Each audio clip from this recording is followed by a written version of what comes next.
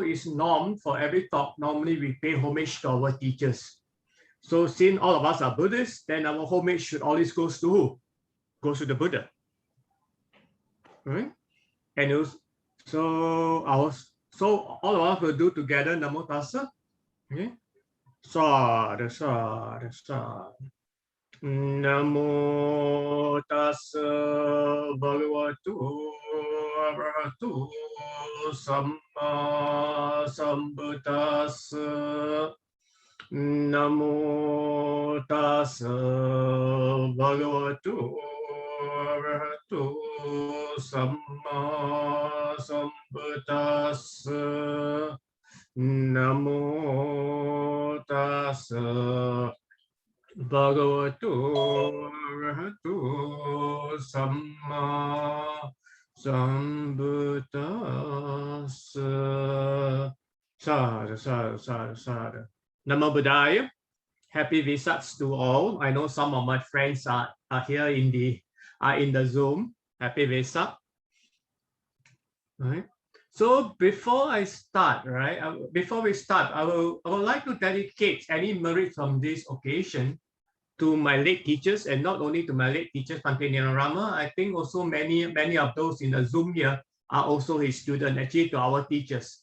The former principal of Buddhist and Pali College of Singapore.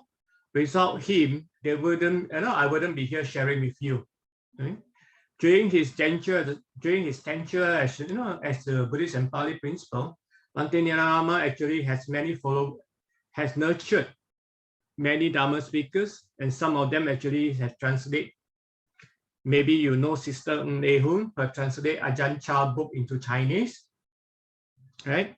And a lot of speakers, actually a lot of Dharma speakers like Sister Sylvia Bays and all this, actually are all his students, right?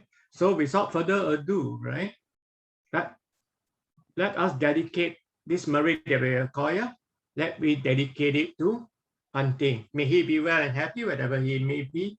May he attain the bliss of Nibbana. Sadhu, sadhu, sadhu, sadhu. Let me see how I'm going to. Yeah, just give me a second because I'm trying to get used to the Zoom. Okay, it's been a long time since I started Zooming. Okay.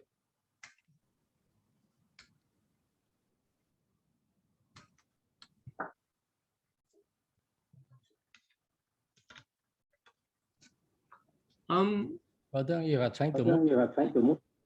I'm trying to shift the. I'm trying to. My PowerPoint seems to be hanging. Use the mouse. Go to your left lower corner. Then there'll be some arrow appear. Click the arrow to move the slides. I'm trying to use my. So here is. Okay. Recording in progress. Okay, what happy Vesak Day? And my question here will be, what is Vesak? Right? What is Vesak? What does Vesak mean to us? Okay. And what makes Vesak Vesak? Right? Everybody talking about Vesak. Not loud enough, brother. Sorry. Okay. Is it better now? No. Is it better? Hello? Not loud enough. What about the rest? I can hear him very well. Yes. Yes, I can hear him. Yeah, I can. Is it better?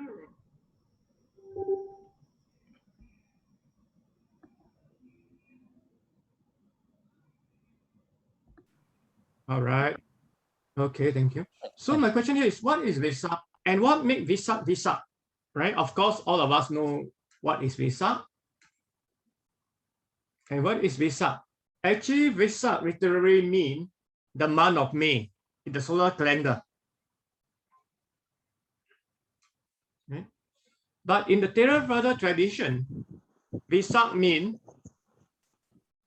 the coming of 3 separate events on the full moon day of May. Right? So does it happen? Right? Does it happen the same day or separately?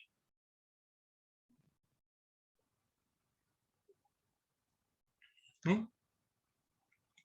To the Theravada tradition, it happened on the same day. The Mahayana said it happened on three separate. It happened on three separate different dates actually, not on the full moon day of Wesak. So traditionally, we have the birth, the enlightenment, and the Mahaparidibhana. Okay. And what does this three event mean to you all? Is there any significance?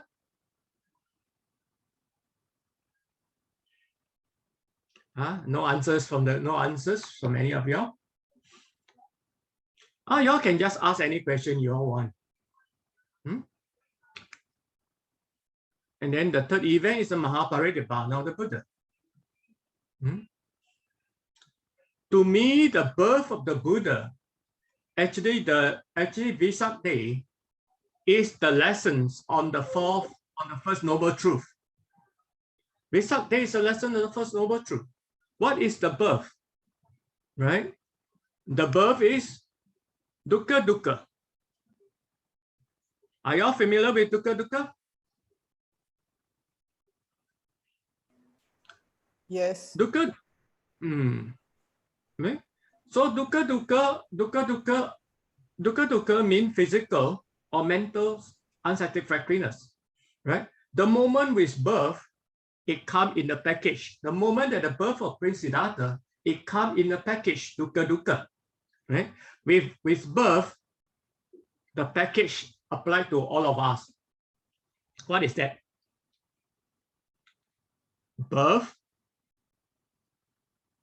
sickness, old age, and death. Right? That is dukkha dukkha. Right? And what does enlightened mean in this man? What does enlightened mean? Although in these instances, then enlightened means viparinama dukkha. Dukkha causes by unsatisfactoriness causes by change. Even though the Buddha is enlightened, right? After 45 years, he still needs to leave us. Right? So even that is impermanent, viparinama dukkha. Then what is Mahaparidibhana then? Remember the three dukkha? Dukkha dukkha, viparinama dukkha. And what is the last dukkha?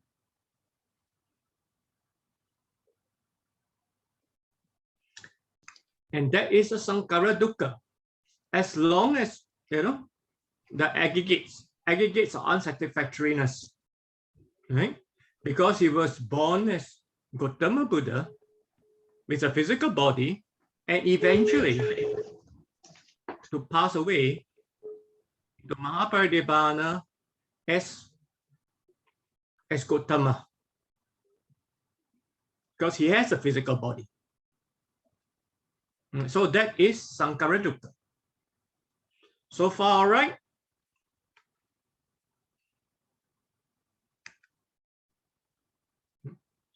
And Wesak is also a day of celebration and rejoicing.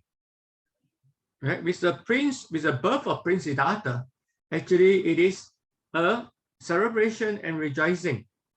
Wesak. Right? Why is it celebration and rejoicing? Because Wesak is because according to Pali tradition, right? Not every world cycle will have a Buddha. And we are lucky that we live in a world cycle that actually there is not only a Buddha, there is a Samasam Buddha. But later as we go along, we will see that actually we almost did not have a Buddha. I don't know whether you all realize it when you all do Life of Buddha. Okay, we will go into it. Okay. So firstly, Wesak is a day of celebration and rejoicing.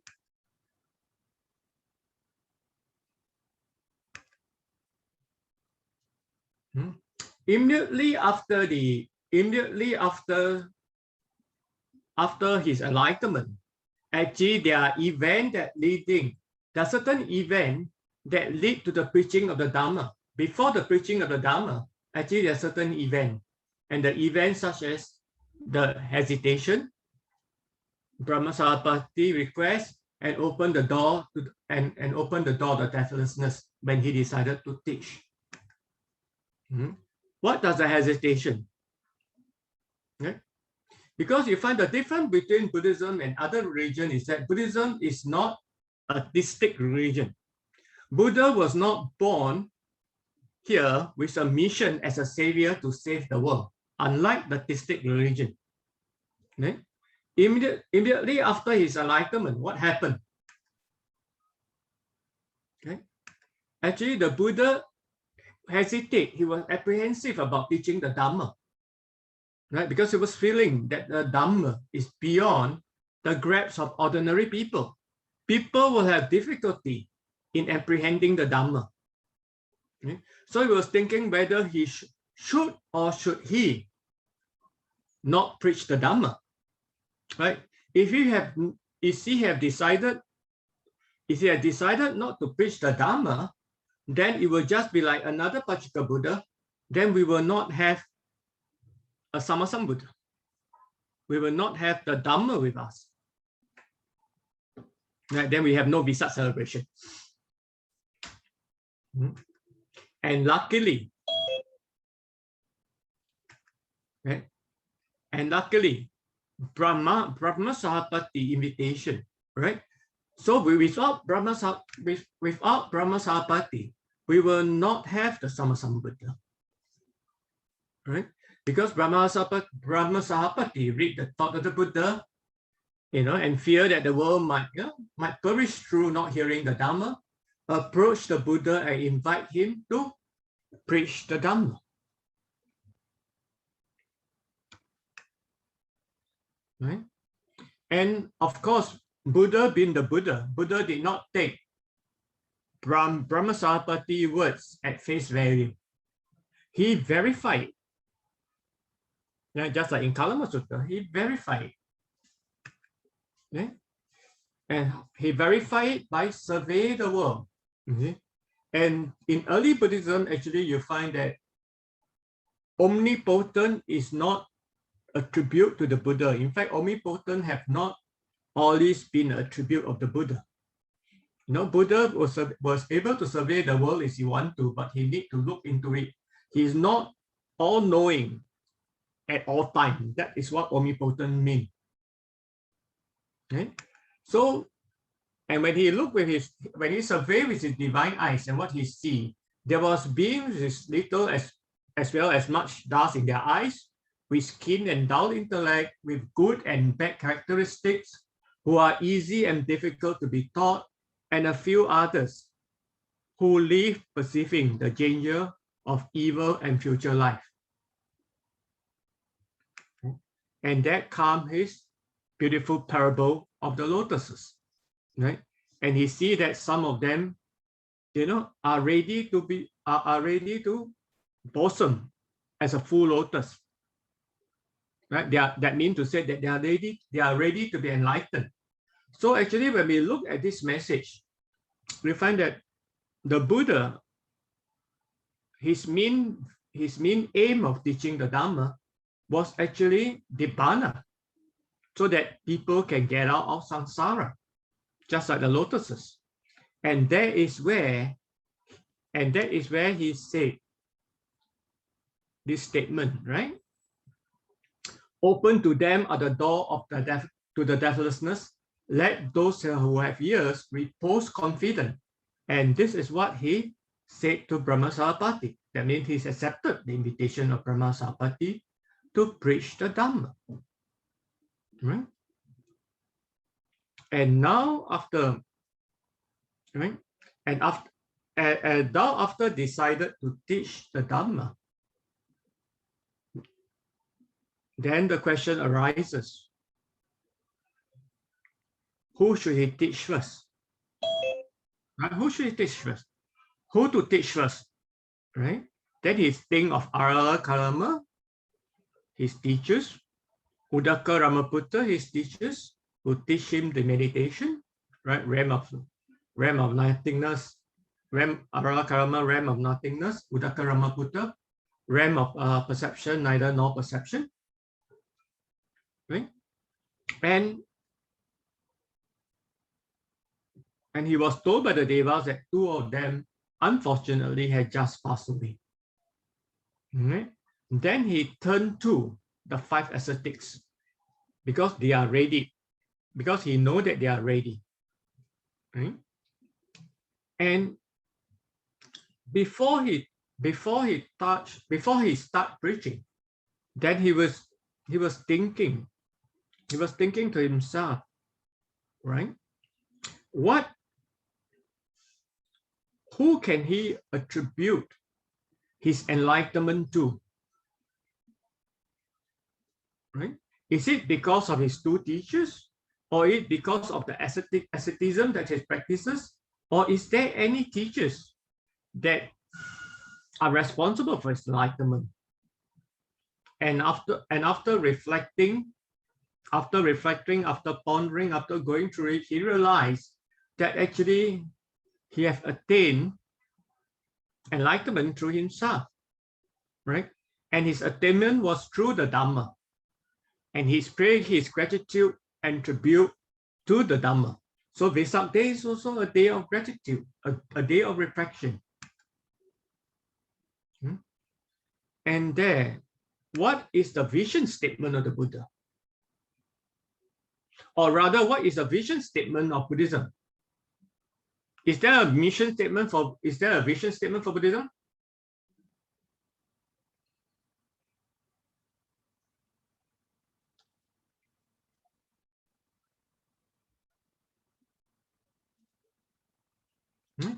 The vision statement, and what is the mission statement? Is there a mission statement for Buddhism also? Right? In fact, the vision statement for Buddhism is when Buddha dispatched the first 60 Arahant. Buddha was saying that it's for the welfare and happiness of the many. So that is the vision statement of Buddhism. That is the starting of the mission.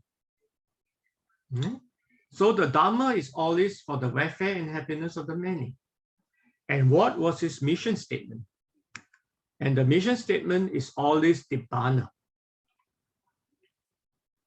Right? The mission statement is always Nibbana. To the end, Buddha decided to preach the Dhamma because there are people who were able to attain Nibbana. So Wesak is a day of rejoicing and celebrating. Wesak is also a day of awakening, and it's a Dhamma Vinaya day. It's a day of reflection and gratitude. Right? And it's also a memorable day of Mahaparinibbana. Actually, it's a memorable days of Gautama Buddha. Yeah? Actually, his death, his passing away. Yeah? And Buddha did not appoint a successor. Yeah, Buddha did not appoint a successor.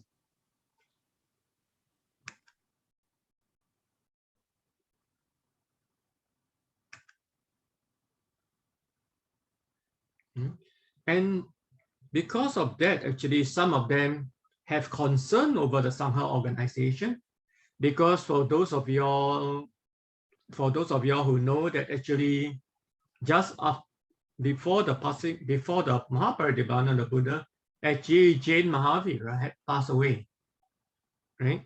And with the passing away of Jain Mahavira, actually the Jain orders actually has split, right? So in Gopaka Mongalana Sutta, right, it's a post-canonical sutta that Brahmin Vasakara actually questioned Ananda, how can the Sangha function without a leader or a refuge? Right? And how does you maintain your unity? And Ananda, this is Ananda reply. We are not Brahmin. And by the way, Vasakara is also the minister of Magadha. Right? He said that we are not Brahmin devoid of refuge. The Dharma is our refuge. In fact, the Buddha himself had asked the monk to consider the Dharma and Vinaya as a teacher after his dismiss. Right? So actually, we should be taking the Dhamma Vinaya as a teacher, his teaching.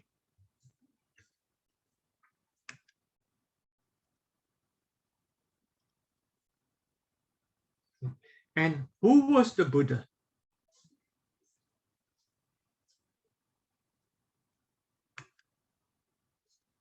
Yeah. The Buddha was a human being. Was he?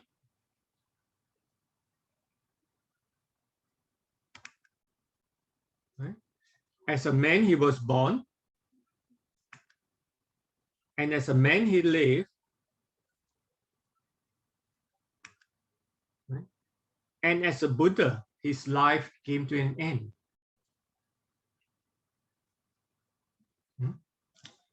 He became an extraordinary man owing to his unique characteristics. Yeah, that was the Buddha. The definition of the Buddha in early Buddhism.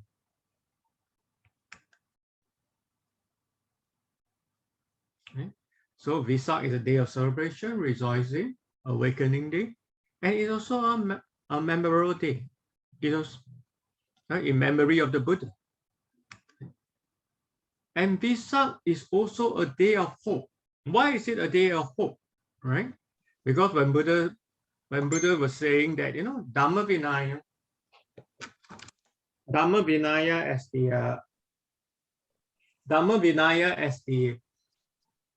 as a teacher, as a refuge, right? And also to Vakali, he is saying that he who see the Dhamma, see me.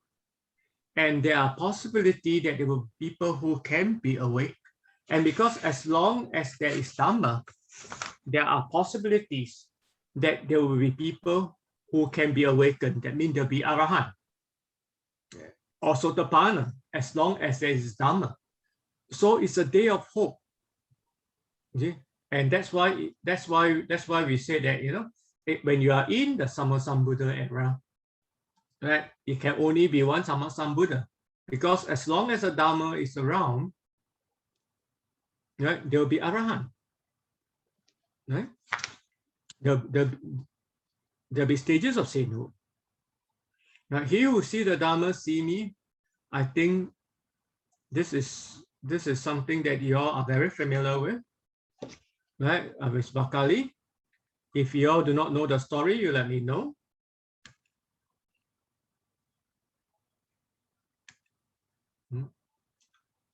When Buddhism speaks of salvation without a personal savior, right? Dhammapada verse 276, right?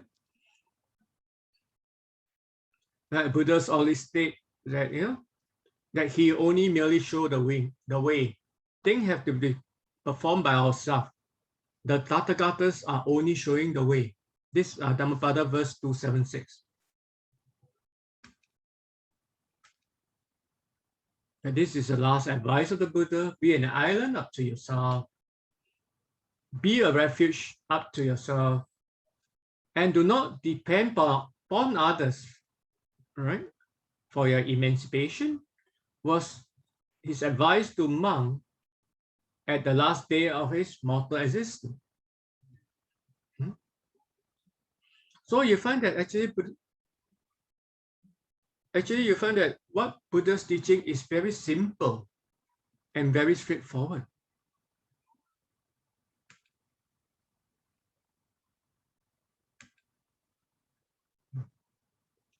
And Buddha discouraged his followers from creating a personality. I think there is a spelling error there that I just saw. A personality cult around him, CULT, yeah? A facts evident in the teaching as handed down to us.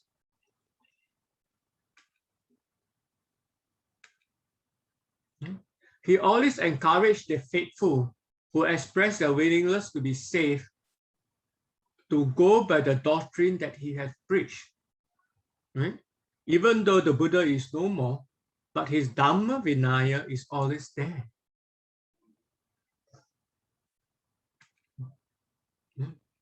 So when a monk, just now we talked about Vakali, right? When a monk Vakali, who was in the habit of looking from a certain distance, at the face of the Buddha, right? He admired the Buddha. Buddha persuaded him to look for the doctrine instead to the masters, right? Today, a lot of people will enjoy this kind of social status. A lot of people will join this kind of adulation, this kind of idolize. Right? So, but Buddha said, no, you follow my doctrine, not me. Right? Not to become his fan club. Okay, Buddha never organized a fan club.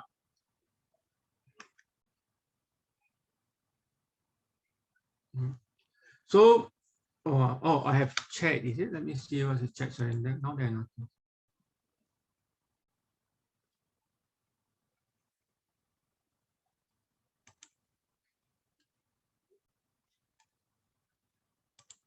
Okay. And Buddha was saying that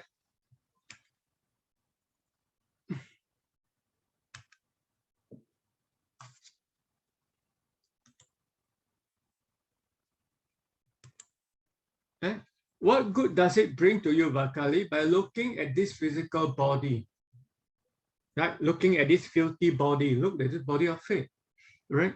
And here that the Buddha talking about the 32 impurities of the body, right? Our body have 32 impurities. And Buddha saying that he who see the doctrine see me, he who see me see the doctrine. Actually, there is an interesting stories, right, regarding this impurity of the body. Actually, we are talking about this the courtesan Sirima in Dhammapada verse 147. I do not know whether you are familiar with how many of you are familiar with this story. Courtesan Sirima, Dhammapada verse 147. Right? This courtesan was said to be very beautiful, and actually she was a sister of this Jivaka. Right? And he used to give dana to this group of 8 monks. And this group of 8 monks will go to her every day, will go to her house every day and receive dana. Right? And they were praising about her food. And in fact, one monk was praising about her food and was praising about her beauty.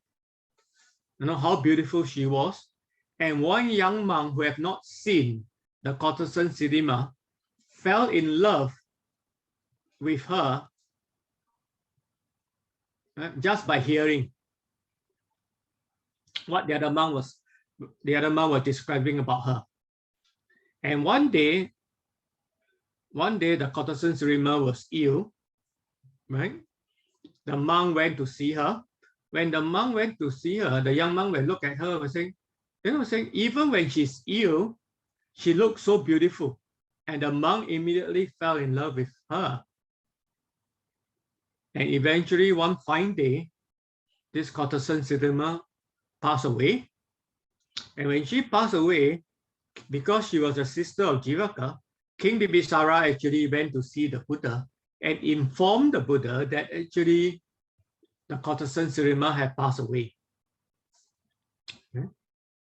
And the Buddha actually demonstrated Buddha give a visual teaching of the impurities. Buddha actually told King Bibisara, right, to keep the body at the cemetery for 3 days without burying. But you get people to guard it against vulture and crow, so the body will not be eaten up by vultures or by crow.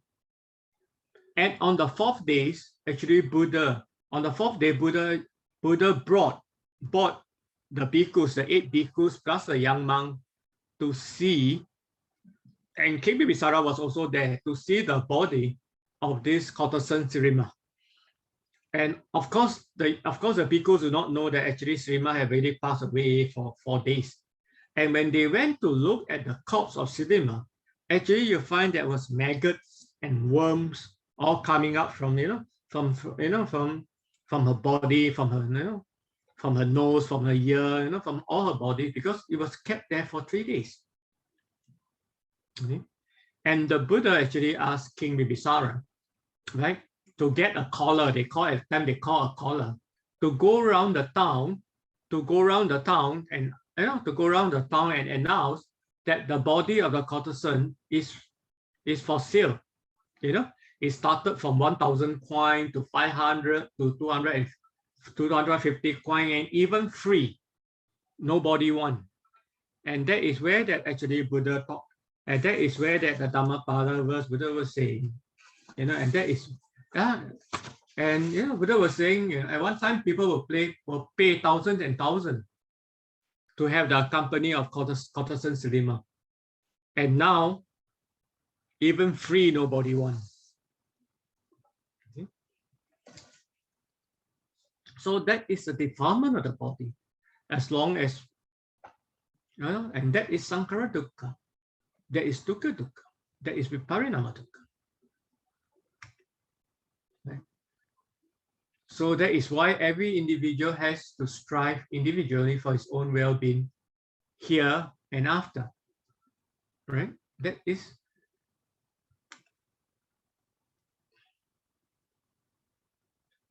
And the Dhamma can be realized, right? And the Dhamma can be realized by the wise immediate. Every time we said the Dhamma can be realized by the wise immediately.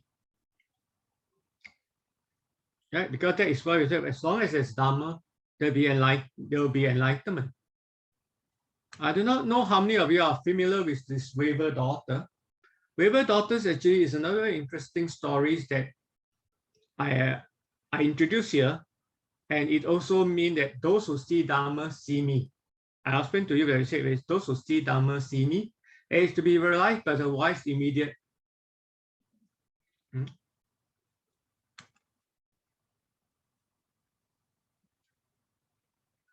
Buddha went to a journey of 30 leagues, right, to come to Alavi, this town of Alavi, to meet up just purposely for this Weaver daughter, right? Buddha asked her 4 questions. Right? Where did you come from, young girl? Right? And she answered, Venerable Sir, I don't know. And where will you go, young girl? And she answered, I don't know it either, Venerable Sir. Then Buddha asked her another set of questions. Don't you know? And she answered, I know it, sir. And Buddha again asked her, do you know? And her reply was, I don't know it, Venerable Sir. Have any of you heard these stories? Does you all know the answers?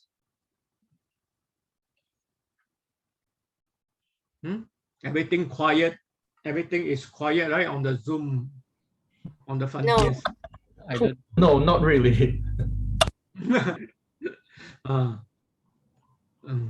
And don't get, you all got any question, you all can ask. Do not be so quiet. I'm talking to the computers. I'm very boring. It's not a Dhamma discussion. I'm just merely reading through my PowerPoint. Next time I give you the PowerPoint, you all just read through it. I think that will do much more better than me, actually. Yes, if Brother Ananda prefer questions being asked spontaneously, can interrupt his talk. So friends, you all are allowed to unmute anytime and then ask a question. And of course, like every others, of course, like in every sutta, in every quotation, we must take in terms of content and context, right?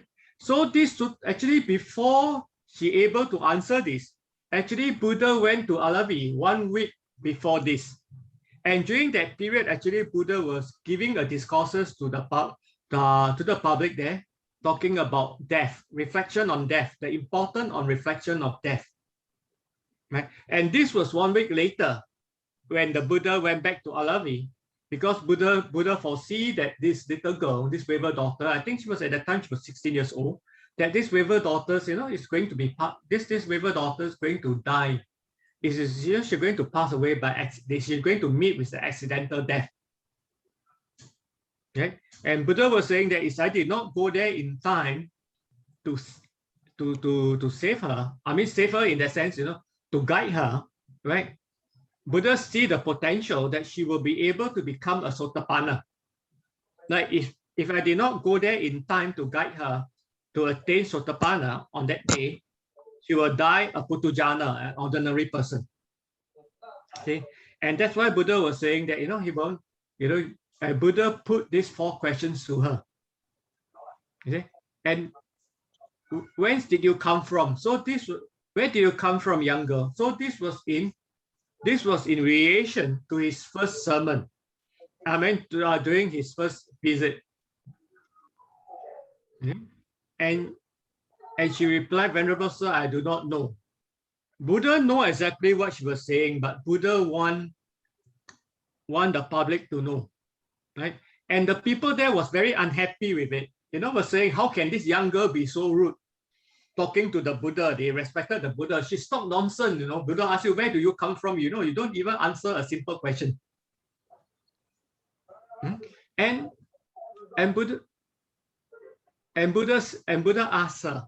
You see, this is the wonderful thing about Buddha. Even Buddha did not tell you the answer straight away. Buddha asked her, young girl, why did you say that?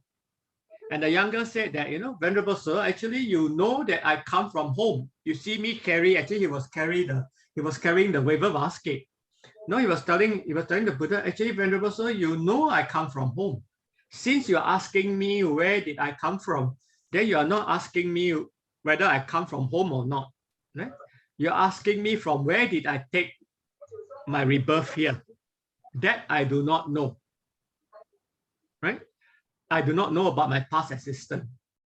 Right? And when you ask me where will you go, you know that after this I'm going back home because I was carrying the waving. I was carrying the waving basket. I need to do waving. Right? So you did not ask me. You did not ask me physically where will I go after here. Actually, you were asking me where will I take rebirth after here, and that I do not know it either. That was her answer. Okay? And when you ask me, don't you know? And Buddha said, when I ask you, don't you know, right? And why do you say, I know it, sir? When I ask you, do you know? Why do you say, I don't know it, Venerable Sir? Okay? So he was saying that, when you said, when you ask me, don't you know? I said, I know it, sir. You were asking, do I know that one of these days I'm going to die? I know it, sir. Then, do you know? I do not know. I know I will die, but I do not know when will I die. You see? And eventually, at the end of the day, actually, you'll find that when she went back, actually, she was killed accidentally by her father. And the father was remorse. And the father went to see the Buddha. And the father eventually became an Arahant. Right? So here you see that is what the Buddha means, that the Dharma can be realized by the wise immediate. A lot of us can listen to the Dharma, can hear the Dharma, but different people understand it differently. Different people realize it differently. So for the wise to be realized by the wise immediately. Brother Ananda asked one of the so-called not so smart question. Huh? Since I have a question, not that smart one. Since Buddha since this Buddha knows that this waver girl going to die, why Buddha did not attempt to change the course, ask her not to go home or something like that? to avoid this untimely death of a young girl? Actually, you find that to answer this question, Dr. Woon, cannot answer, can be answer. It can be answered, but the thing is that is to answer that it's going to take you another half an hour. Okay. Because when you look at, okay, just to make it short, maybe one of these days we can do it in another section. Actually, to do it, actually you find that we need to talk about karma. Okay, so the example of the oil, the example of the karma. Example, some people need to run the course of karma, just the example of the oil ram. Example of the oil ram. You see, you cannot. There are certain things you just cannot. There are certain things you cannot change. Actually, it's a karma. Now, is your lifespan come to an end? Mean your lifespan come to an end. Chanting, even chanting can help. Right? Chanting can help certain karma. But if your lifespan coming to an end, chanting will not able to help. Or will not able to help. Even chanting itself will able to give you good supportive karma, or to counteract certain karma. But when your time is up, it's up. Even Buddha need to die. Right? To the Buddha, dying is not frightening actually. Not to get enlightened. To be in the samsara is frightening. That's why Buddha need to go there and make sure he become a sotapanna. Does that answer your question, Dr. Woon? Yes, I'm happy with the answer. Thank you. So basically, Buddha, you see, every time you must go back to the vision and mission statement. You see, actually, the Buddha have only one aim, one mission, that is Nibbana. You see. In fact, she's much more lucky. She don't even need to come back. If Buddha changed the course, then she need to come back again, don't know until when. And actually, when you look at the story in terms of content and context, if without her dying, of course, cannot use this. It's very, of course, cannot use this. If I say this, people will go after me. You see, without her death, the father will not attain arahantship. You see, the father also attained arahantship. The father was remorse because the father caused her death, and the father went to see the Buddha. And after the discourses, the Buddha attained arahantship. Sorry, the father attained arahantship.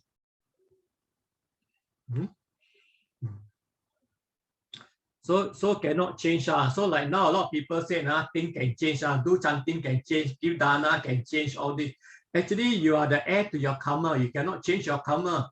Whether you like it or not, good or bad, is whole stock and it's whole stock and barrel. Brother Ananda. Yeah. Continue from here, right? So how should one actually believe in karma when we can't really see our past life and all these things? You see, when you talk about past life and all this, right? Okay, this is my personal opinion. You see, it's very subjective. We do not deny about past life, right? But in early Buddhism, Buddha said that karma cannot be phantom even by the arahant. Sorry, who is the one that asked this question? Sorry, this Brother Ken. Brother Ken. Okay, Ken. Let me ask you this question back. Yeah. Let me ask you this question back. Okay. I always like to ask counter question. That's why a lot of my students know me. They don't ask questions. You see, when you talk about karma, because you find that karma is not simply karma. Actually, karma has also paticca samuppada in it. Condition related. Right? And why you cannot actually fathom karma. Different people perform different people can attain, people can do the same action, but their karma could be different. Their intention could be different. No, just like the talk, like the Weaver daughter. So many people attend the talks, but how many of them actually realize the Dhamma? Right? And also depending on the intention. Then when you talk about karma, then Buddha also talk about, the only thing we can do is we can only try to do more good karma, to do more meritorious karma. Hopefully it will work out. You see? And even in a lot of the texts, actually you find that, even if you read what the Buddha, if you read Dr. Wapura Rahula book on Buddhism in Ceylon, right? You can pick up the book, right? Even some people during the time in Sri Lanka, right? Because they attain certain jhanic, they have certain jhanic power, right? And he mistook his jhanic power as Arahant. He called himself an Arahant. Have you heard of this story? Not really. You can continue. Yeah. Okay, so he think that he's an Arahant because he has certain jhanic power. He can perform certain miracles. But luckily for him, his student is an Arahant. But Arahant normally keep quiet. Arahant will not go around advertise and tell you he's an Arahant, right? And the student know that the teacher is not an Arahant. Then of course Arahant are all very skillful, not like we all. Sometimes we are not skillful, but actually sometimes I find that we are hypocrite, trying to be too nice. Sorry for saying that. Okay, it's open to all. And what happened is that the disciple asked for Arahant, there always has a purpose. The disciple asked the master, since you said that you're an Arahant, can you perform a miracle for me to see? And of course the teacher was happy to perform a miracle for the student to see how lian what. And the teacher asked the student, what do you want to see? Then the student said, can you perform an angry, raging bull elephant charging at us? And the teacher was so happy, he used all his energy, he used all his psychic power to create a real fierce young elephant charging at him. You see, when the bull elephant was charging at them, actually you find that the teachers actually got frightened from his own mirage, from his own creation. The teacher ran away from it, and the student down there, stand down there. And the teacher realized that actually he is not enlightened, but the student is enlightened. Then of course the story goes, the teacher cultivated, the teacher also became enlightened. Yeah? So a lot of those things that actually, even the just you're talking about past life and all this, how can you be so sure? It's not dream.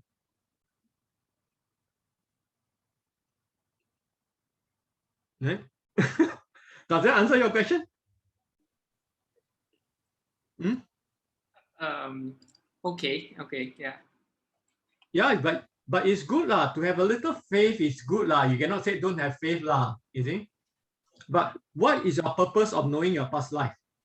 What is your intention of knowing your past life? You should be worried about your present life. No, you should be worried about your present life. You should be worried about the past 30 or 40 years. What have you been doing? Your past is really gone. You cannot, there's nothing you can do can change your past life. I would say you want to know, have direct knowledge of past life. It's actually as an evidence, like is all that I've learned true or false? You must have a way to prove. If you do not, then you can only take it as speculation. Yeah, can you please introduce yourself? Ben Tang. Ben, okay. Ben from? Just Ben, a friend of Ananda. Oh, okay, good. I see. Actually, there's a lot of studies have been done on past life where actually you find that, but they don't, I think a lot of studies have been done, especially in Sri Lanka and all that. You see, I think there was one that, and Buddha also talked about past life. Of course, when you talk about religion itself, again, it's two different things. Okay, but today's science, they talk about DNA. Right? They talk about DNA. Actually, I always encourage people to go and read the book called Siddhartha Brain or Siddhartha Mind. Have you read that? Dr. Wu, you should go and read. Huh? Sorry? Brother Ananda, I received a question from TBCM. Probably I should just read it out so that you can incorporate this into your subsequent answering. Is that okay? Okay. Okay. What is it? TBCM sent a question from this Chakuna Matata. Number 1, question 1. How many types of karma? How many types of karma? Number 2, karma, past, present, and immediate. Number 3, how it changes. And last one, whether the good deeds can cancel the karma, just like in mathematics, in any way. So that you can incorporate this into your subsequent question answer. This is, Brother Woon, this Yeah. this is one topic by itself. Yes. Right, this is one topic by itself. If you want to, we can talk about karma separately, because basically when you talk about karma, right, immediate, subsequent, then you got weighty, then you got weighty karma, then you got habitual karma, you got weighty karma, you got habitual karma, you got indefinite karma, you got random karma. That is karma pertaining to rebirth. Right? That is depending on condition. Then depending on condition, and karma is not like maths. Karma is not I think, to put it simply, karma is not mathematics. Because mathematics you need to know, right? 2 minus 1 equal to 1. You need to know 2 and you need to know 1. But karma, do you know what karma you have done, and you know what you need to do to minus that karma? Right? You won't know, right? And karma itself is also complicated, right? Because you find that karma, there are things that call, is whether it's prompted or unprompted itself, it will cause a different karma.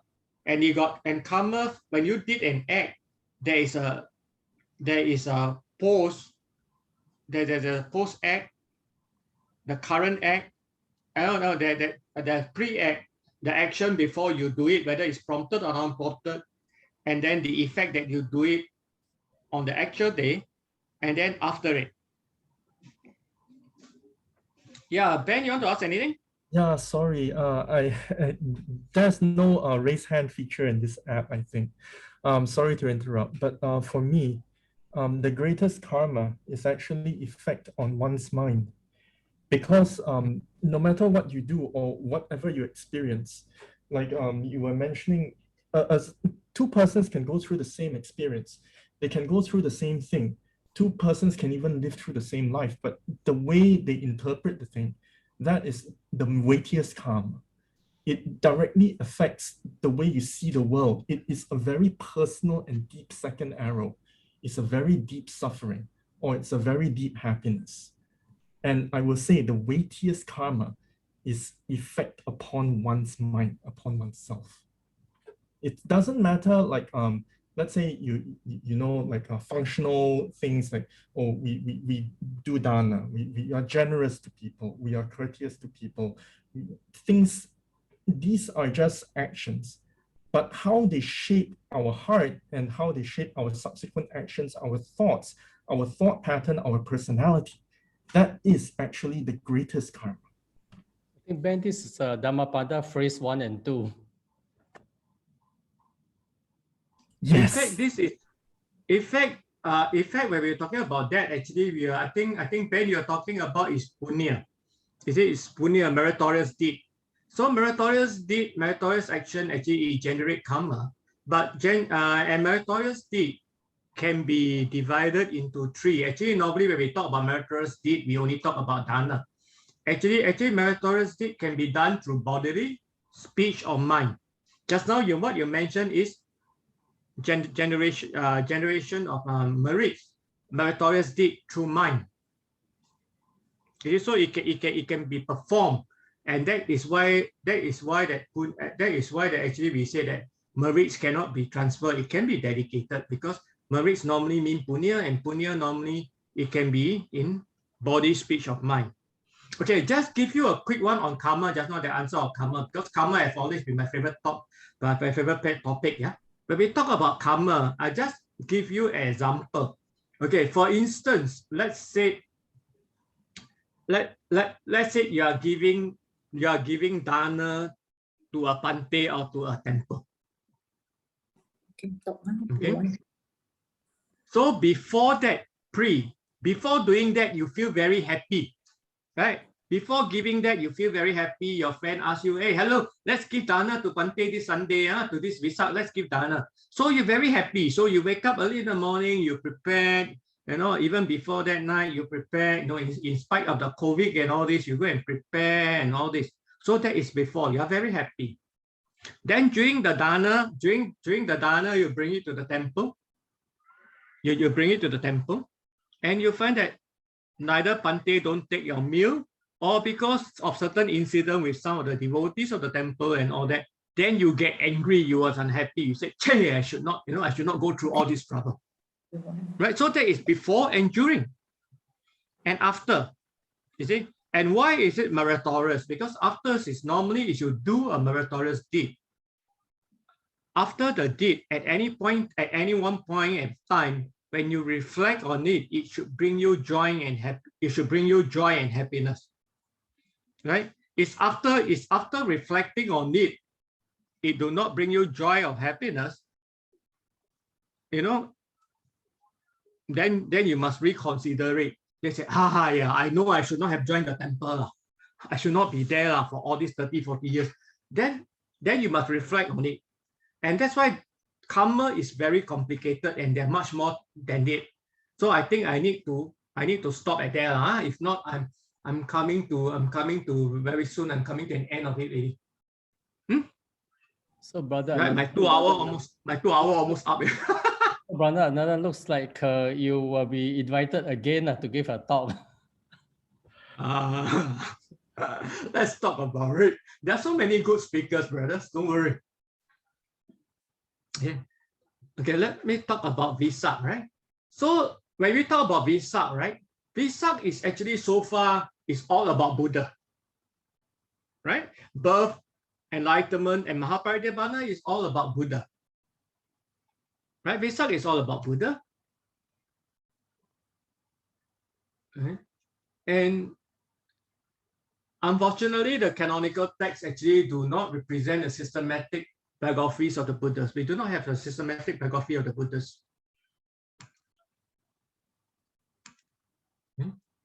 Because the disciples find that immediately after the death of the Buddha, they did not apparently feel the need of compiling the Buddha biographies. And that happened actually even in Christianity. When Jesus was alive, they find that there was no need to compile his biography because they don't even know he's a Jesus, don't even know that he's Jesus at that time. I think nobody even know the Buddha. Actually, another interesting, I'm not able to finish after this. I will end up and go conclude. Because another interesting things, another interesting that I want to bring up about it. Actually, you all know about the Kassapa brothers, right? The Nadi Kassapa, the Ulabera Kassapa, the Gaya Kassapa. Yes. Are you familiar with it? Yes. Yep, yes. Yes, right? Yes. So in fact, if you go and read further, actually, according to some of the book that we read, actually, it was only very simple. Only Buddha actually subdues the snake, and then after that they become the followers of the Buddha. Actually, the commentary is not that simple. Actually, I think if I'm not wrong, actually Buddha performs perform a dozen of miracles at least before he able to convince Kassapa that actually he is the Buddha. Because Kassapa always think that he is an Arahant. Kassapa himself consider himself as an Arahant. So he don't think that the Buddha is an Arahant. So basically there's no canonical text And what are the attempt will make only several centuries, right, after the dismiss of the Buddha to compile, right, a systematic and consistent biographies of the Buddha. They compile system biographies of the Buddhas. And there we have the genealogies of the second rank. And based on the scattered data found on the canonical text as well as material, perhaps from other sources, with the interaction among Buddhists and non-Buddhists. So a lot of the sources of Buddhism we found actually are also from the Jain text,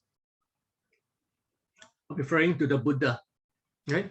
Just like a lot of, it applied everywhere actually. When you look at Chinese philosophy, a lot of, actually there is a cross reference, especially with Confucius and Lao Tzu. Of course, they don't write the same stories. Okay, that one is story for another day. Huh? That's not my Wesak thoughts. And what is the evidence? And where do we normally get it? We get it from the Buddha Vangsa, the Sutta Pitaka, Jainism, Vinaya Pitaka, and of course there are many more. But basically, these are the three forms. And Buddha Vangsas, I think most of you know that it's a chronicle. Yeah, Susie, you got any question to ask? No. And the result of compiling actually is twofold. Right? One is to familiarize the life of the Buddha to those who knew little or nothing about him in person. This was about centuries later. Yeah, this is about centuries later, few centuries later during the time of commentary. And actually to exhort the masters by way of acting extraordinary happening supposedly associated with his life, right? And that is where that you find that, the miracle stories of the life of Buddha come in, his birth, taking the 7th step, and then the Mahapurisa Lakkhana Suttas. You all know about the Mahapurisa Lakkhana Suttas, right? The qualities, the characteristics of the Buddha. Right? He's supposed to have blue hair, etc., etc. That one is too long a suttas to do about too long a suttas to talk about it. And most likely it was the influence of Hinduism or the Puranas, where actually there's a lot of all these miracle stories and all this, because they become more accessible to the people in general. But when we look into the sutta evidence, right? Especially Samanya Pala Sutta, when King Ajatasattu, under the recommendation of Jivakas, to look for the, to find the Buddha, actually you find that his Buddha has all those characteristics as mentioned in Mahapurisa Lakkhana. Ajatasattu were able to identify the Buddha, but Ajatasattu are not able to identify the Buddha. He was asking Jivaka, who is the Buddha? So Buddha actually was looking just like any one of the monks. Okay? So we do not find this character. He could have his charisma, but there is no physical, there's no physical difference. According to Samaniyapala Sutta, actually you find there's no physical difference. Okay, all this come in much more later, right? Okay, this is just a quick one, right? The red canonical text, right? In the study of the Buddha for 3 reasons. This is in the Buddha Vangsa. In the Buddha Vangsa, actually, in the Buddha Vangsa, actually, that is where you have the Sumedha and Dipankara Buddha, the affirmation of affirmation of our Buddha in this era. And that is where that actually nowadays we say that in order to become the Buddha, you need the affirmation of the current Buddha. So like Maitreya have the affirmation of Gautama Buddha, right, according to traditions. And the numbers of Buddha in the suttas, actually we have the 6 periods, only 6 Buddhas have been mentioned. But in Buddha Vangsa, actually Buddha Vangsa mentioned about 24 Buddhas. Yeah. Then the 10 parameters, actually you find in Buddha Vangsa. And of course, Mahayanas, we have 6 paramitas, okay? I'm not going to go into this. We have no time for that. These are all in the Buddha Vangsa. And this one we can skip now. We know that the Buddha practiced for 6 years his austerities, right? And by realizing that, it's not of any help to his enlightenment, right? He finally gave up and he attained Buddhahood at the age of 35. This is in short. He's continued teaching for 45 years until the age of 80. He passed into Parinibbana, right? During this period, right? He walked the talk actually, right? And he showed the people the way leading to the emancipation from the cycle of samsara and to the attainment of Nibbana. The life of Buddha, therefore, is an example of the Dhamma he preached. Okay? And Buddha once said that one who see the Dhamma see me, one who see me see the Dhamma. So are we seeing the Dhamma or are we just seeing the parent? So this is this is before that. And what make the Buddha Buddha?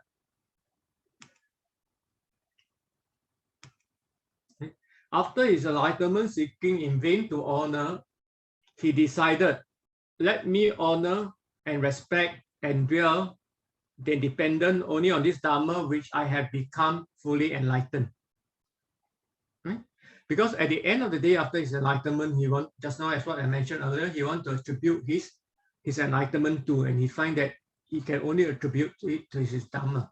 So actually what make the, right, although the Buddha is the supreme person in the spiritual realm, he still reveals something superior to himself, the Dhamma. Actually what make the Buddha Buddha actually is the Dhamma. Agree? Oh yes, yes. Right? And he realized that the path was reasoned by himself. Right? And also this is something interesting, but I'm not going to touch on here. I just give you what you call it now. I just give you akan datang. Maybe one of these days, if one of these days you're interested, then we can talk further, right? So Buddha said that when he teaches others, he does so relying just on the Dhamma, honoring, respecting, and venerating the Dhamma, taking the Dhamma as his standard banner and authority. Right? And there is whomever he teaches respectfully, because the Tathagatas have respect for the Dhamma, have reverence for the Dhamma. So in the Vinaya, actually, there is a 75 Sikya rule, or rule pertaining to training. Actually, 16 of these rules, of these training rules, are pertaining to the teaching of the Dhamma. How the Dhamma are not to be taught, or how the Dhamma need to be taught. And of course, some of this actually, I believe, it lead to, it lead to certain mortification later on, right? Preaching the Dhamma. So this is rule 37. Buddha said, I will not, the monk, one of the training rule is, I will not teach Dhamma to someone who has weapon in his hand and who is not ill and is a training to be observed. Right? So, and I will not teach Dhamma having sat down in a low seat to someone sitting on a high seat who is not ill. Is a training to be observed. But there again, this one we must take in terms of context of the 6th century BCE in India. Right?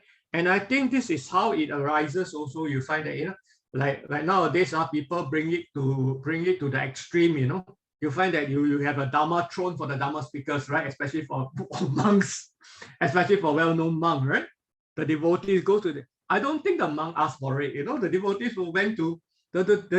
went to such an extent, right? The Dhamma throne. And interesting thing is that even when we talk about Sangharaja, actually, you find Buddha did not leave a successor. Where does we have a Sangharaja? Okay, I'm not going to talk about this. Okay, after that Brother TC Lim will be in trouble, won't dare to invite me anymore. I'm not going to talk about it. Then we go to the next one. Okay. Okay, done.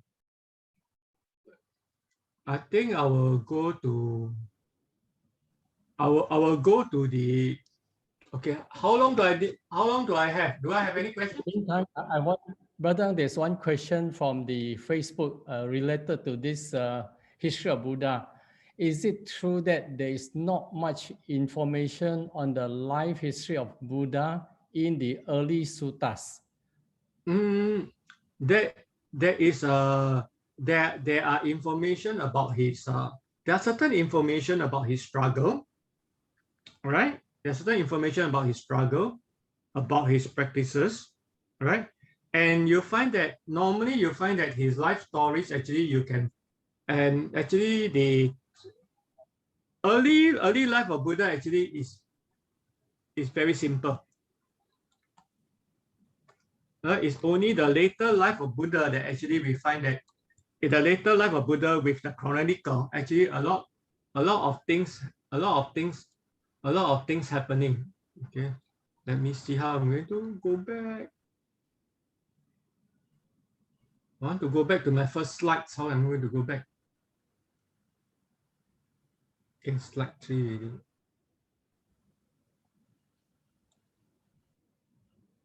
So, Brother, we have until 9:30. No, because I'm finding my slides to end. Okay. Okay. At the meantime, our brothers and sisters in the Dharma can prepare questions. Since there's no raise hand features in this Zoom, you may have to just unmute yourself, introduce yourself, and ask the question. I hope this will answer a lot. I hope I answer some of the questions. So satisfactory.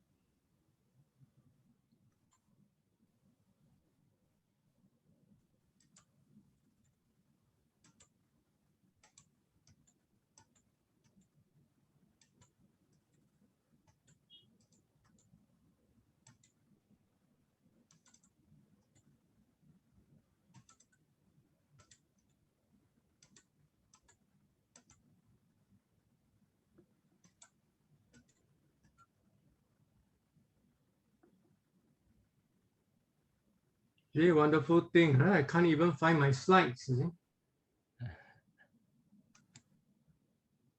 Yeah, I think this is the one.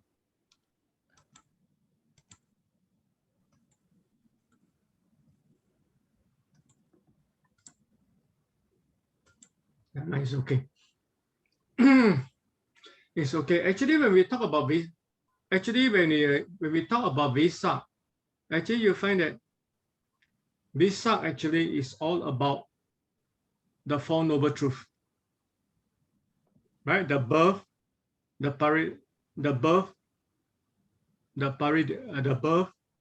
enlightenment, and the Mahaparidebhana. It's about the Four Noble Truths. It's about dukkha, right? The birth itself, the enlightenment itself. The enlightenment itself, actually, when you look at it, is dukkha dukkha. I mean, the birth itself is dukkha dukkha. As long as you are born, basically you need to go through all, you need to go through all this, you need to go through old age, birth, sickness, and death. That is dukkha dukkha, right? And even the Buddha himself, we know that actually he also suffered from diarrhea. Eventually, he also suffered from food poisoning. Right? And in his suttas, actually, he every time when he was asked about his health, he always used, you know what phrase did he use? Actually, every time I asked principal about his health. Also, every time I asked principal about his health, also how is he also every time he quote the same phrase to me. You have any idea what is that? No. Okay. Because he was saying that, he was saying that his body is like an old bullock cart or old broken down bullock cart. Oh, you can imagine an old broken down bullock cart. That been paint all over lah. Okay? So, and because of that, and it's also anicca, because it's after his enlightenment, he's passing away. That also a teaching of anicca. Right? Even the Buddha, even the Buddha cannot last forever. Right? Imagine if the Buddha have left a successor. If the Buddha have left a successor, right? And imagine there is someone that and a successor is still alive today. Imagine how will someone of 2,000 years old look like? Right? Your physical body will not able to take it. That's why Buddha said that, his physical body may be 100 years, 120 years. Right? After that, your body will not able to take it. Your body will not even able to take it. Your body will deteriorate. That's why 120 years actually was, I think it was stated in the sutta somewhere. Okay? So, and it was also a teaching of anatta. Can I interrupt? Yeah. But like for instance, devas, they live like extremely long lives, and like in, I think was early I think it was fables that early men lived like hundreds of years, thousands of years, and stuff like that, and that was inside somewhere inside the Buddhist fables.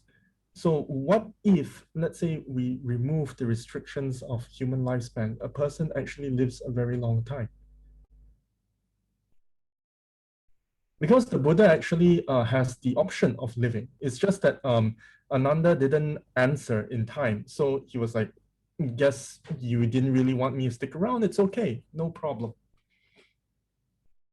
What if he stuck around? But I think he did mention physical, he did mention it. But actually you find that a lot of this, when you talk about the lifespan and all this, actually, Ben, you are the one asking this question, or who's the one asking this question? Oh, yes. Sorry, it's Ben. Yeah. Ben. Yeah, because actually, when you look into this, right? When you look into all this, actually, this you must see this Indian philosophy. Actually, you'll find that actually it comes from the Indian philosophy where they mention about the Kali age, the ancient legends, like the Mahabharatas and all that, because they believe that during the time of Rama, the age span is different, and before that, the age of during the period of Krishna and all this, then the lifespan again is different, how many thousands. You see? So actually, I think it's the commentariat influence of Hinduism. Okay. So we can't prove it's a postulation. I can imagine. Even in Christianity also they talk about. Even in Christianity also they talk about in the early days. Actually, it's a famous. Actually, it's a famous. It's a very famous. It's a famous notion. Right? It's a famous notion. Even in Christianity, they talk in the early days. The time of Moses. The age was different. Even before Moses, the Old Testament, the age again different. Right? But there again, when you talk about Aganya Sutta, the first human beings, they come from the Arupa Brahma. Buddha talk about Arupa Brahma, then their age, of course, different. When you talk about Deva age also different. Right? So when it just, to me, simply put, it's just like, it's to understand in our today context, we just compare our lifespan with that of a dog. Our 1 year is their 7 years. Right? So I would say the mental suffering is the same. Uh-huh. Ben, you want to live that long, Ben? I don't think it's possible, but medical science could prolong life to its maybe 100 plus is easily attainable for everyone. But when you come to this, I bring this story. I bring this story. I'll think of this story. I'll tell you this story. But before that, I must what do you call it? I must qualify it. It's a Buddhist story, but it's not Theravada or Mahayana. It's a Zen story. Yeah, it's a Zen story. Okay, I must qualify it because this is mostly, I think most of them who listen are from Theravada tradition. This is a Zen story. You know, so there was this man, there was this influential man. He was rich. He was very rich, right? And he went to this Zen master. And I think Ben, you know, I think I told you this. He went to this Zen masters. He was asking the Zen masters to write a word of prosperity for his family. Still remember this, man? Maybe you didn't tell me this one. Okay. And what the Zen master wrote down was that, you know, the Zen master wrote down, you know, grandfather died, father died, son died. And he gave it to this man. And of course, you think this man happy? Conventionally, no. But it is. Of course, he was very angry. You know, it's my father's birthday. Asking you to write something of something something for prosperity. You know, what kind of nonsense are you writing? And the Zen master tells him, "You slow down. Let me explain to you." Right? What happened is it happened in reverse order.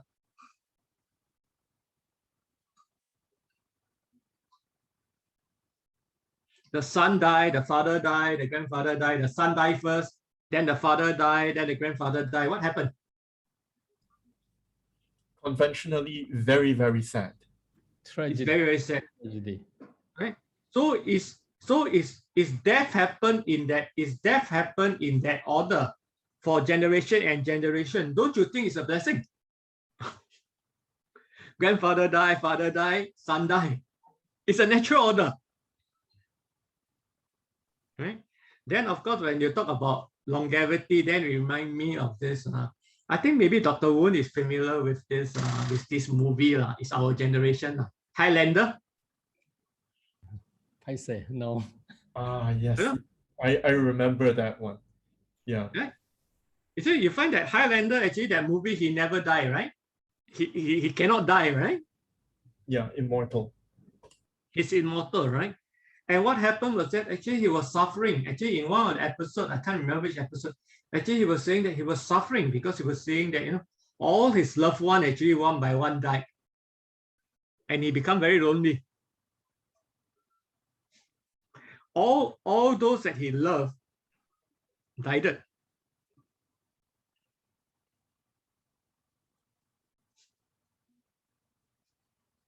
Brother, are you ready to answer some questions from the chat room?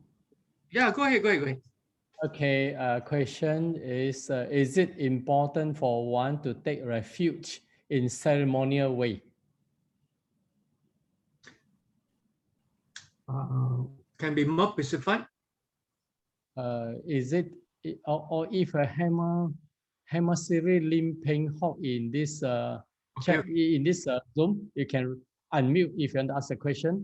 Let me just read again. Is it important for one to take refuge in ceremonial way, means in a ceremony? Depending on when you talk about refuge, you talk about ceremony. In what ceremony are you referring to? There's many ceremony, right? So basically, taking refuge to me is an affirmation of the Buddha Dhamma Sangha, right? In fact, taking in the Theravadas, we take refuge every day, right? We do Buddhang Saranang Kecami, Dhammang Saranang, Sanghang Saranang Kecami, right?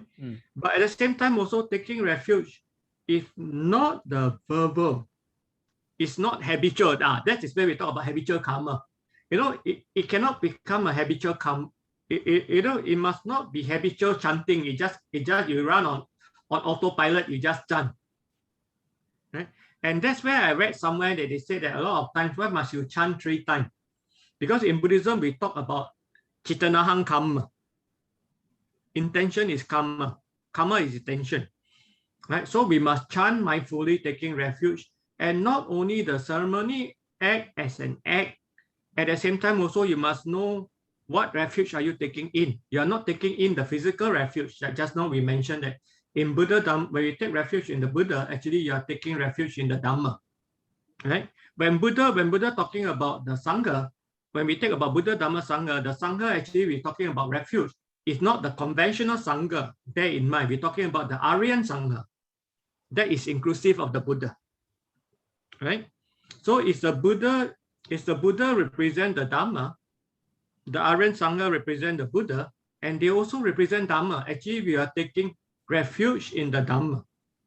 The ritual is just because sometimes we are human, we need to see something physical. Tada tak syok lah. You know, tada tak syok lah. You need literally, okay, this is a joke. Normally my wife will scold me lah. My wife will scold me. I know. He want to bathe the Prince Siddhartha. Wesak, normally you bathe the Prince Siddhartha, right? Yes, yeah. Yeah. Bathing. And I said, poor Prince Siddhartha only bathe once a year. And nowadays, Prince Siddharthas are normally nowadays most temples are aircon. Inside the aircon room, some more cold water, some more. I tell, sure cannot catch cold one. Yeah, Ben, you want to ask something or you want to answer something? Yes, Brother Ben.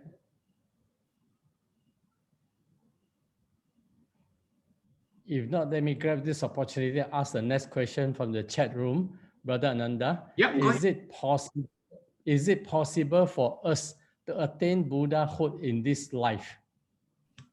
We never know. But my answer is that if we think it's not possible, then what's the point of being a Buddhist? What's the point of following the Dhamma? What's the point of practicing the Dhamma? What's the point of learning the Dhamma? Right? Of course, as a Buddhist, we must think that it's possible. Right? As long as we practice, we do not know. Maybe in our past life, we have cultivated. Right? Does it make sense? Because go ahead. Maybe I just hitchhike on this question. So there is also a question of, are we really want to be enlightened? Because even if given the opportunity, but sometimes because we cannot let go of what we have right now, so we know that the other side is maybe better, but we don't have to let go of what we have right now. People use the example of a COVID vaccine that COVID vaccine maybe can give you a lot of protection, but then you don't have to let go of what you have now. Very comfortable, injection causing pain, then maybe a little bit of potential side effect. So you're not keen to move on. So yes, we know Nibbana, we know this enlightenment very good, Buddhahood very good, but then what we have right now is also good. So I don't have to let go of what I have right now.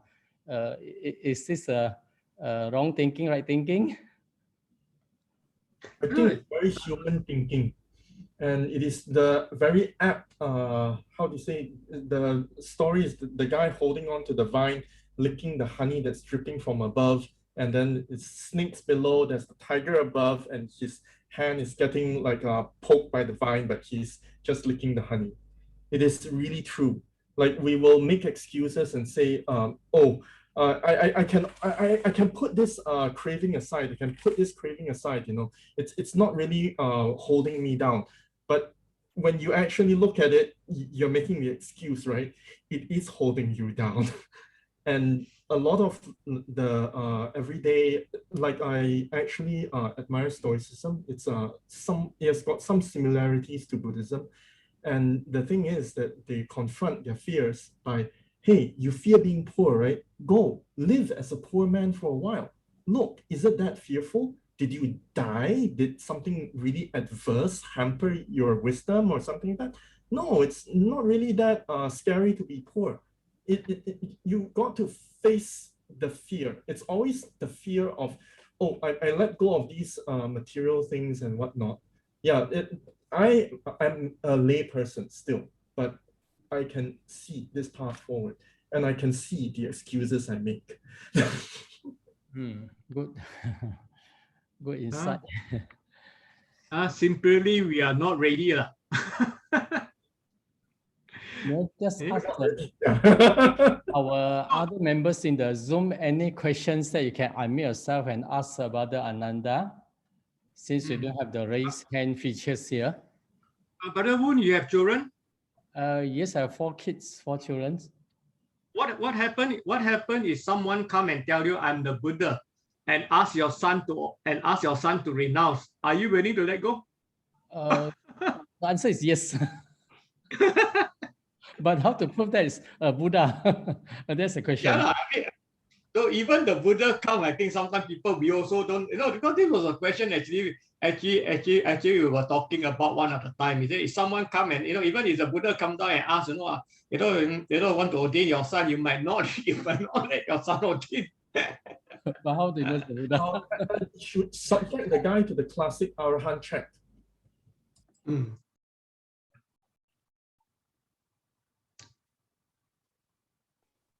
Yeah, check if the guy is Arahant, and at least that is like some check of, is the guy a Buddha? Sorry, did I get your question? Is it a question and answer?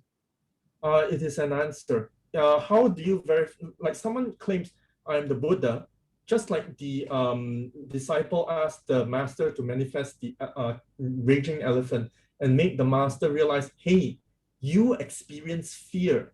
Arahants don't experience fear because they have utter confidence in their own karma. If you don't deserve it, you don't need to fear it. That is test of Arahant. And the master failed, and the master realized. So if you say how to check whether the guy is a Buddha, at least pass the classic Arahant test. So how to find the Buddha? Actually, to verify an Arahant and a Buddha is not that difficult. Actually, it should go according to the teaching, right? An Arahant supposed, and a Sotapanna supposed to get rid of certain factors, the 10 factors. Anagami is supposed to get rid of certain factors, right? And you see that is that particular person who claim to, normally they don't claim to be an Arahant. Arahant don't claim, you don't even know is there a living Arahant next to you. Normally it's the disciple who make him an Arahant. You see? Normally it's the disciple who make them an Arahant. And those that call themselves Arahant, normally they are cult leader. Right? When you look at the 10 factors, is that Arahant manifests any of the 10 factors, like just what Ben's saying, fear, anger, greed, and all this, then definitely you cannot be enlightened. Yeah, then that is not, actually it's by example. Right? An Arahant can wear a Rolex watch or not?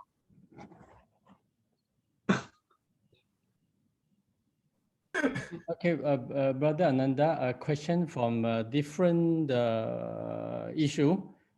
So in the sutta mentioned that be an island to yourself, be an island to yourself.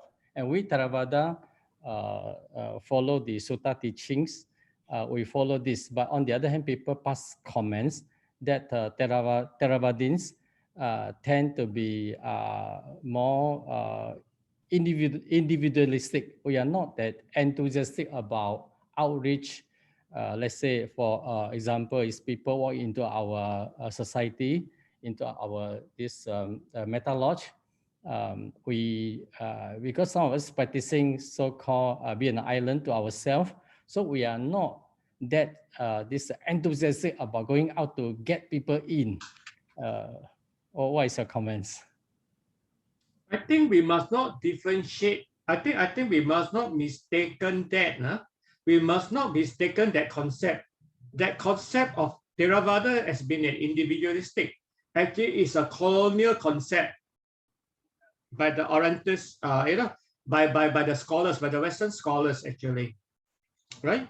Because when you look at all the Arahant, when you look at you take the Buddha as example, throughout his 45 years ministries, it's always, that's why I say you always go back to the vision and mission statement. Your vision and mission statement is always for the welfare and the happiness of the many and towards Nibbana. When you are moving towards Nibbana, when it's always for the welfare and happiness and welfare of the many, without people, how are you going to do for the welfare and benefit of the many? You must move in society, right? At the same time, your actions are always towards Nibbana.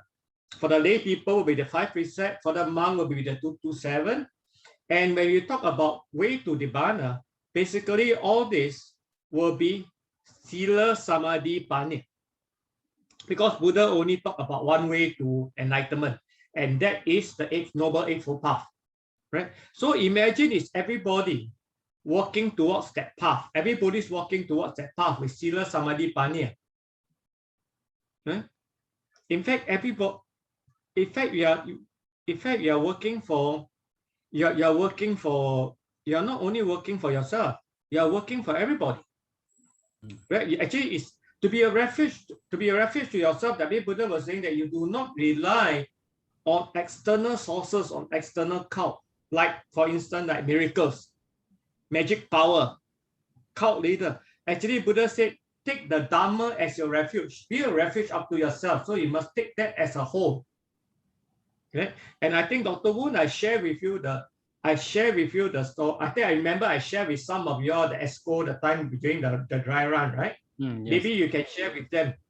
You still remember about the priest and the bus driver? Yes, yeah. So this priest and bus driver, a priest preaching to many people, bus driver driving the bus. After both passed away, went up to the this heaven. The gatekeeper allowed the bus driver to go in first. Correct, huh? So Yes. the preacher got very unhappy and asked the gatekeeper, why not me? I preach to many people. So the gatekeeper's answer is, yes, when you are preaching, no doubt you're preaching to a big congregation of people, but they are all sleeping. But whereas the bus driver is a reckless driver, when the bus driver is driving, all of us are praying to God. If I may, Mr. Woon, this is Lim Peng Hock here. Lim Peng Hock, yeah, Lim Peng Hock, yes. I think referring to an island to yourself and why people come to Metta Lodge and they are saying that you are not going out. I think we have to understand one thing. Buddhism has never been an evangelism. We are never in the spirit of evangelizing someone to accept Buddhism. I think that is very clear from the Buddhist time until today. Number two, that phrase that you have an island unto yourself, if I'm not wrong, there's a story behind it, why that phrase was used. So in all the texts or whatever phrases that the Buddha have uttered, we must understand how and why and when these are uttered.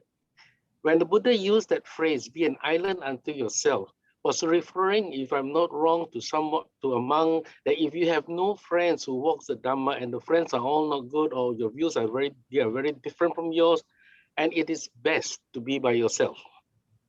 So in that context, it's not that you are selfish and that you don't want to go out and preach. All right. I think we have to look at it in that context. Thank you. Yes, Brother Peng Hock, thank you very much. This is what Brother Ananda mentioned in the context, in the contents and context. So when people using one phrase and then thought that is no good for Theravada, actually is wrong. It's quoted out of context. So okay. The same thing, like the story like that, you know, when you talk about people going to Metta Lodge, then are we the preacher or are we the bus driver? Sometimes we can do a lot of things in the temple. We think we are the preacher. We are doing a lot of good, but actually, are we driving people away from the temple, or are we welcoming people in the temple? Are we practicing with them?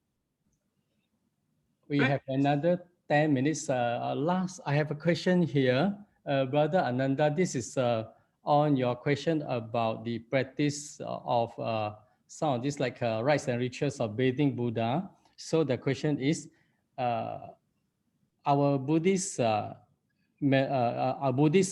of a different level of understanding. So if some of the high achiever already going for renunciation, compared with someone in between, compared with someone lower down that still needs a lot of rights and riches to keep them going, how do we approach this issue? Are we going to stop the lower end people say, don't do this, don't do that? Or are we going to bring down the higher end level, say, you must also come and do this, do that? Your comments. If Brother Peng Hao the comments. In let's say you're in a school, you don't make the university students do primary school maths. Similarly, you don't ask the primary school students to do university research. Good. Brother Ang, Brother Ananda? Yeah. To me, actually, you find that, we must understand Buddhism in holistic view, right? We must understand Buddhism in holistic view. To me, it's up to individual, right? You are comfortable with it. But actually, you find that in Buddhism, why do we say there is no blind faith? But before you have this blind faith, okay, this one will be another talk because there are 12 successive states, and that state itself, you need a lot of explanation. But roughly, we'll say that but first and foremost, you need to have certain faith, and that is just a tool. You need to come to the temple to bathe the Buddha before you ever have before one of these days you will listen to the Dhamma, right? Right. Some people will need to bathe the Buddha first. They need to come and do butter trade with the Buddha first, right? They need to bring apple and oranges, then ask for numbers, right? Today, total 8 million in Singapore. So they need to do barter trade. And some people go to temple for social status. They go to give dana because, not saying that it's no good, but they have their own reason of doing things. Okay, so because you need to start with faith. And even for samatha, actually for samathas and all this, you need to have faith. Why you take refuge in the Buddha? If you have no refuge, if you have no faith in the Buddha, Dhamma, Sangha, then you will not able to progress on the path. You need to have faith. You need at least to have the basic faith, and then you move on. And that is where I like your motto of the Metta Lodge, right? The 3P, right? Yeah, you know, right? Pariyati, Patipati, Pativeda. Okay, Brother Ang, I have this question from TBCM. I'll just read it out. What are the difference between Theravada versus Mahayana versus Tibetan or other Buddhism tradition? Just for my knowledge, as each try to claim that they are better off than the other. Let me see the other question. Oh yeah, it's the same. Would you like to answer this question, or you want to keep it for next talk? No, it's up to you. It's okay, my time up. You have time. Except that maybe a little bit of a so-called sensitive issue there. What's the difference between Theravada, Mahayana, Tibetan? See, the difference is in terms of the time different, the region different. Of course, you find that the Theravada had the tradition. They will say that it happened during the Second Council, the split of the Second Councils and all that. But to me, I will prefer to say that it's because of the difference of Buddhism in different countries and different culture, right? The strongest link of the strongest link of Buddhism is also the weakest link of Buddhism. Right? Buddhism able to assimilate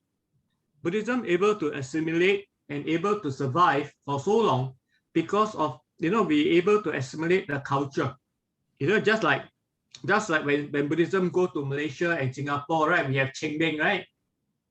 We celebrate Cheng Beng, right? Right? And even sometimes some of the temple I know even celebrate 7 moon. Right? So you find that is the strongest and also the weakest link. So when it went to China, it also faced different challenges. So it need keep on adapting. When it went to Tibetan, it has the challenges of the Bon region, the BON. So they need to adapt. They went to Burma, they got the nut problem, NATs. They're local. And they went to China, they got more problem. because at the same time, the 6th century BC, you find that China are already well, they are very well established in Confucianism and Taoism, right? And the tenets of Confucianism and Taoism actually is quite different from Buddhism. So Buddhism need to adapt and you need to change.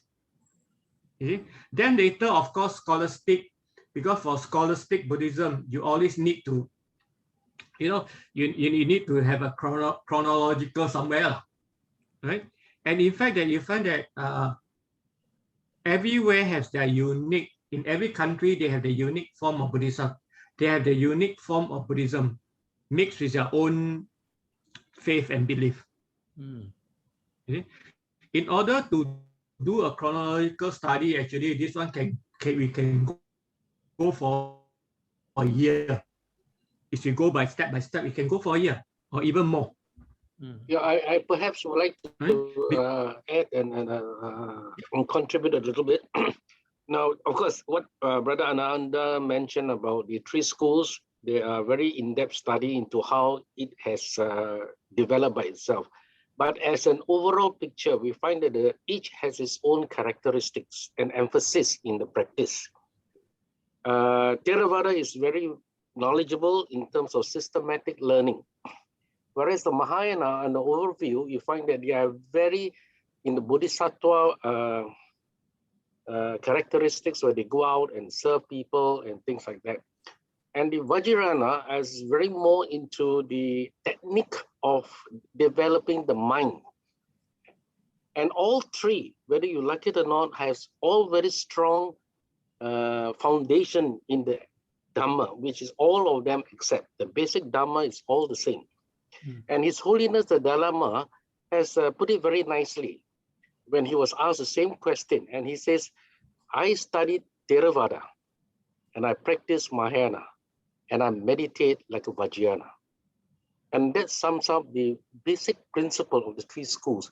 So it's up to an individual on their path and their inclination towards the practice. Thank you. Thank you, Brother Penghorn. This by itself can be a seminar or workshop. Okay. Any other questions from the floors? It's already close to 9:30. If not, we're going to end this talk here. A big sadhu to Brother Ananda Ang for sharing with us this e-Dharma share.